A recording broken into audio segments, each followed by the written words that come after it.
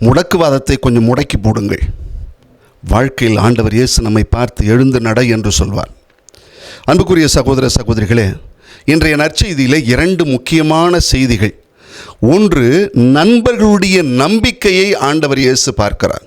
இரண்டாவது, உன் பாவங்கள் மன்னிக்கப்பட்டன என்று சொல்வதின் வழியாக உடல் ஆரோக்கியத்திற்கும் மேலாகவே ஆன்ம ஆரோக்கியத்தையும் அங்கு வலியுறுத்துவதை பார்க்கிறோம். முதல்ல நண்பர்களுடைய உடனிருப்பு.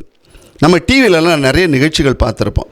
யாராவது இளைஞர்கள் வெற்றி பெற்று முதன்மையான இடத்திற்கு வரும்பொழுது அவர்கள் பேட்டி கொடுப்பாங்க. அப்போ என் நண்பர்களின் துணையினால், என் நண்பர்களின் சப்போர்ட்டினால், நண்பர்களுடைய உதவியினால் தான் இந்த அளவுக்கு நான் வந்திருக்கிறேன், இந்த சிகரம் தொடுவதற்கு எனக்கு மிகப்பெரிய பலமாக இருந்தது நண்பர்கள் தான் என்று டிவியில் நிறைய நிகழ்ச்சிகள் நம்ம பார்த்துருப்போம்.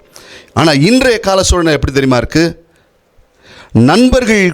நண்பர்களினுடைய கூட்டு விசுவாசத்தை விட நண்பர்களுடைய குருட்டு வழிகாட்டுதலில் தான் இன்று இந்த உலகமே சீரழிந்து போகிறது. குறிப்பாக இந்த இளமை சமுதாயம் சீரழிந்து போய் கொண்டிருக்கிறது. அதான் ஒரு ஃபாதர் ஒருத்தர் சொல்லும்போது சொன்னார், அன்கிரிட்டிக்கல் சரண்டர் டு த டெக்னாலஜி அப்படின்னார். இது மிகப்பெரிய பேராபத்து.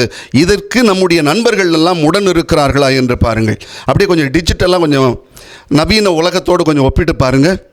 அதாவது இன்றைக்கி மொபைல் ஃபோனுக்கு அடிமையாகிறார்கள்.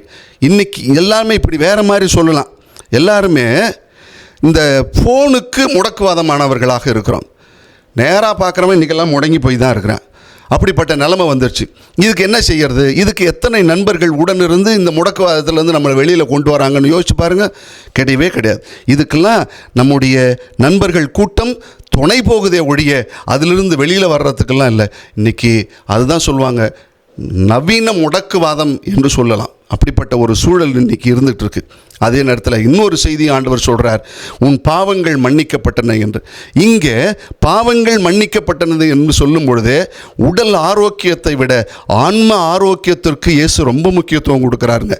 அதனால் நம்ம என்ன நினைக்கிறோம்னா, முதல்ல நம்முடைய ஆன்மாவையும் சுகப்படுத்த வேண்டும், நம்முடைய உடலையும் சுகப்படுத்தி கொள்ள வேண்டும். அதற்கான செய்தியாகத்தான் இன்றைய நற்செய்தி அமைகிறது.